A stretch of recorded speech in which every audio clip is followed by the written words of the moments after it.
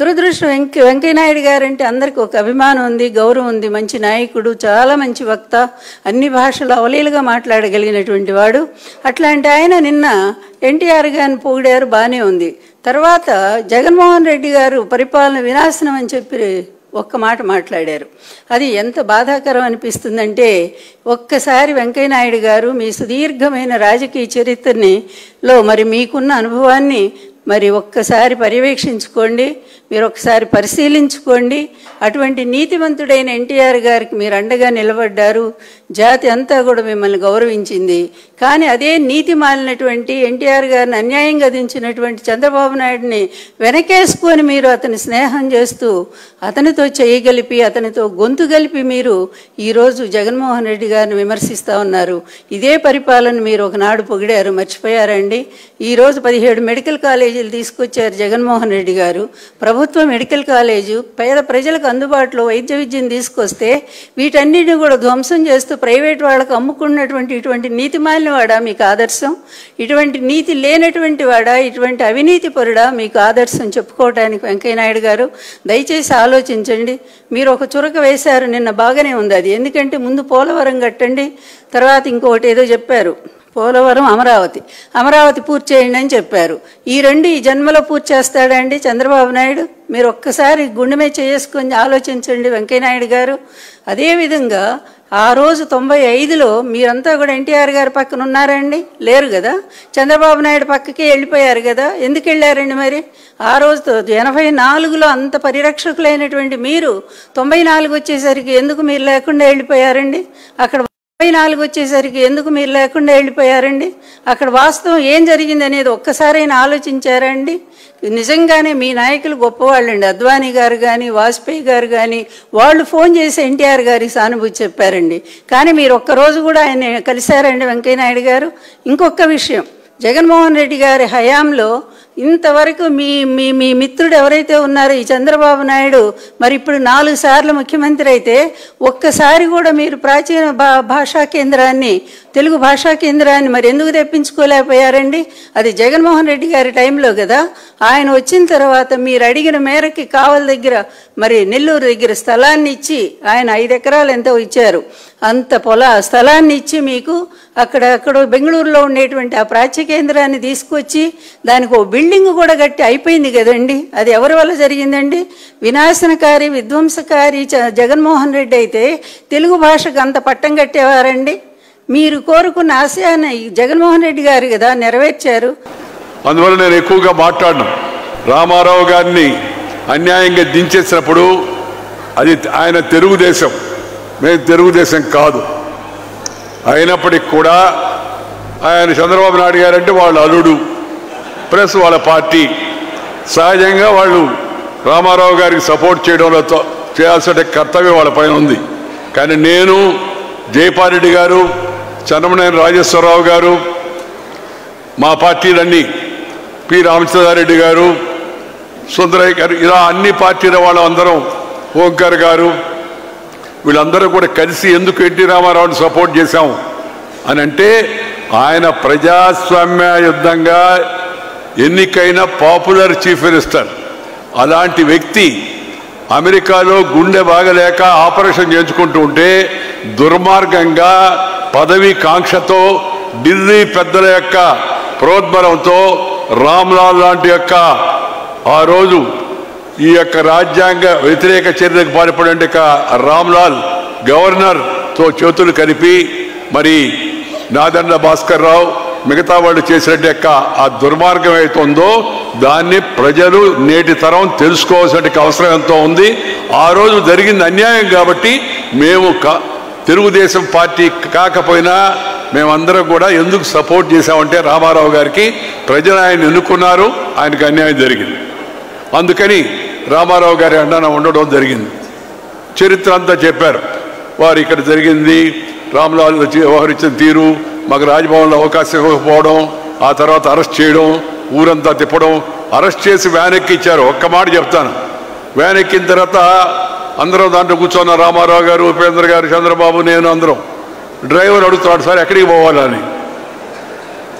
ఇది చూస్తే ఎవరు పోలీసు వాళ్ళు ఎవరు లేరు. ఎక్కడికి పోవాలంటే నేను చెప్పాను వాడికి, ఎక్కడికి పోయేది ఏమన్నా మొత్తం నగరం అంతా తిప్పబోయా అని చెప్పానని. అంతకుముందు దాకా రామారావు గారు ముఖ్యమంత్రిగా ఉన్నాడు గంట కిందట.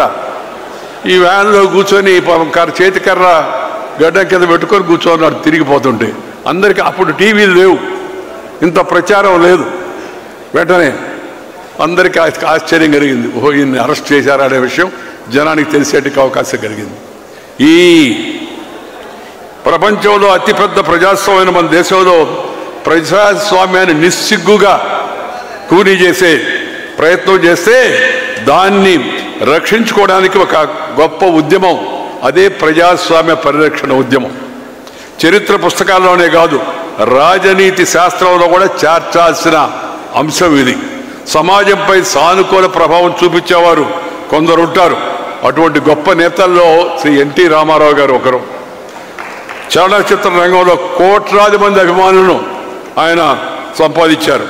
ఒకవైపు పురాణ పాత్రల ద్వారా, అలాగే సమాజంలో ఆధ్యాత్మిక భావాలను పెంచుతూ, మరొక వైపు సాంఘిక చిత్రాల ద్వారా సమాజంలో ఉన్న జాడ్యాలపై ప్రజలను వివేకవంతులు చేశాడు. ఆయన రాజకీయాల్లో ఆయన కోట్ల మంది గుండెల్లో నిలిచిపోయారు. ఆయన రాజకీయ ప్రవేశం ఎందరో జీవితాలని మంచి మార్పు తీసుకొచ్చింది, నాణ్యమైన జీవితాన్ని చూపించింది. ఆయన నటుడు, ఆ నటుడు యొక్క మిగతా వివిధ పార్శ్వాలు అవన్నీ నేను ఇప్పుడు ఇంతకుముందు ఒకసారి మనం మాట్లాడున్నాం, మళ్ళా దాని గురించి చెప్పను. కానీ ఆయన రాజకీయ రంగ ప్రవేశం చేసిన కాలం ప్రత్యేకమైంది. దేశంలో రాష్ట్రంలో కాంగ్రెస్ నిరంకుశంగా పరిపాలన సాగిస్తూ ఉంది. ఆ సమయంలో ఎలాంటి రాజకీయ అనుభవం లేని రామారావు గారు తెలుగు ప్రజల కోసం రాజకీయాల్లోకి వచ్చి ముఖ్యమంత్రి కావడం అవుతుందో అది చరిత్రాత్మకమైన ఘట్టం అని చెప్పి మీ అందరికీ మనం చేస్తున్నాను. ఆయన పాలన అనేక మార్పులు తీసుకొచ్చాడు. అవన్నీ కూడా నేను పెద్ద వివరంగా చెప్పదలుచుకోలేదు. సంస్కరణలు తీసుకొచ్చాడు. అప్పుడే ₹2 కిలో బియ్యం పెట్టాడు. ఇప్పుడు మోడీ గారు కూడా దాన్ని ఇవాళ కొనసాగిస్తున్నారు. మహిళలకు ఆస్తిలో సమాన హక్కు ఇచ్చాడు. ఇది సమాజానికి చాలా అవసరం. దేశం అంతా కూడా దాన్ని చక్కగా అమలు చేయాల్సిన అవసరం ఎంతో ఉంది. మండల వ్యవస్థ పరిపాలన వికేంద్రీకరణ చేసి, అంతా కేంద్రం కాకుండా వికేంద్రీకరణ చేసి, సబ్ రిజిస్టర్ ఆఫీస్ కానించి తాలూకా ఆఫీస్ కానించి మండల వ్యవస్థ ద్వారా తీసుకొచ్చి వికేంద్రీకరణ పలికాడు. అలాగే వెనుకబడిన వర్గాలకు అందరూ మాట్లాడేవాళ్ళే కానీ చేసి చూపించిన మొట్టమొదటి వ్యక్తి ఎన్టీ రామారావు గారు. వెనుకబడిన వర్గాలకు జిల్లా పరిషత్ చైర్మన్లు కూడా వచ్చేటికి అవకాశం రామారావు గారి వల్ల లభించింది. ఆయన ఈ జరిగిన ఆయన అలాంటి మంచి వ్యక్తికి జరిగినట్టు యొక్క ఈ అన్యాయాన్ని తిరిగి మళ్ళా న్యాయం జరిగేట్టుగా చూడడంలో ప్రజల పాత్ర చాలా ముఖ్యమైనది. అశేషమైన ప్రజలు ఒకవైపు రామారావు గారి మీద అభిమానం అయితే, మరొక వైపు ప్రజాస్వామ్యాన్ని పరిరక్షించుకోవాలనే ఉద్దేశంతో లక్షల మంది వీధుల్లోకి వచ్చారు. ఆయన ఇక్కడి నుంచి మొదలుపెట్టి విజయవాడ నుంచి మొదలుపెట్టి అనంతపురం దాకా పర్యటన చేస్తే మేమందరం ఆయనతో ఉన్నాం. అప్పుడు ఎక్కడికి వెళ్ళినా జనం అసలు ఆకాశం ఈనిందా అన్నట్టుగా అలా జనం అంతా వచ్చారు. ఆయన జరిగిన అన్యాయానికి వ్యతిరేకంగా అందరూ నిలదీశారు. అందరూ ఆయన వెనక నిలబడ్డారు. ఆ తర్వాత ఇందాక విషయాలు చెప్పారు కదా మీకు, ఢిల్లీ తీసుకెళ్ళడం, ఎమ్మెల్యేలని కర్ణాటకలో క్యాంప్ పెట్టడం, తిరిగి మళ్ళా వచ్చి మెజార్టీ చూపించడం. మెజార్టీ చూపించేటప్పుడు కూడా దుర్మార్గం చూపించారు. అసెంబ్లీ సరిగ్గా జరగనివ్వలేదు, గొడవ చేశారు. నా ముందుకు వచ్చి ఒక ఆమె గాజులు పగలగొట్టుకుంది నన్ను రెచ్చగొట్టాలని. మేము ముందు రోజే మీటింగ్ పెట్టి అన్నగారు చెప్పారు అందరికీ, రేపు గొడవ జరుగుతుంది, ఎవరు మాట్లాడకూడదు, దయచేసి వెంకయ్యనాయుడు గారు జైపాల్ రెడ్డి గారు ఉంటారు, వాళ్ళు ఎవరు ఉంటే అవసరమైతే మాట్లాడతారని. ఒక ఆమె నా ముందుకు వచ్చి గాజులు బాగా కొట్టుకొని అధ్యక్ష నన్ను అవమానపరుస్తాడు ఈయన అన్నాడు. ఆయన అధ్యక్షుడు ఇటు చూశాడు. చూస్తే ఈయన నన్ను ద్రౌపది అంటున్నాడు ఆయన. అంటే నేను లేచి చెప్పాను, ద్రౌపది మహాపతివ్రత, ఆమె పేరు ఎందుకు వాడతారని నేను వాడనని చెప్పి.